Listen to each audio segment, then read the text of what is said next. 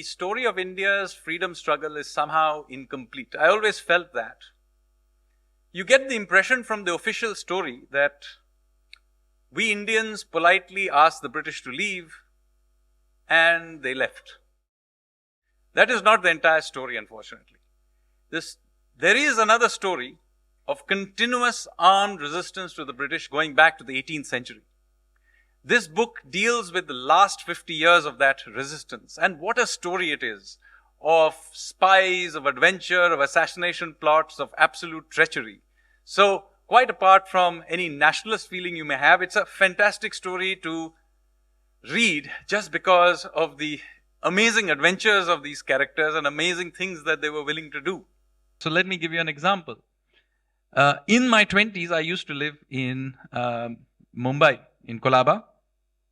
And there is a small shrine, almost you can call it, to the 1946 Naval Revolt. Now, I'd never actually heard of the Naval Revolt till that point. So I just bump into this thing, a small shrine, and it says, 1946 Naval Revolt. Now, I asked people in Mumbai about it.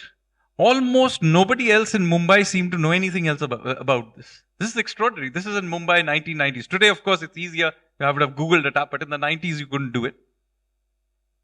So it really gnawed at me that, look, this must have been a very major event. So as I researched it, and I discovered, oh my God, this is a critical moment in our history, because it's during this revolt that Attlee decided to set up the Cabinet Committee on Indian Independence in 1946. This is the critical moment. And yet we know nothing about it. So in a sense, I had somewhere an angst that somehow our story didn't fit together.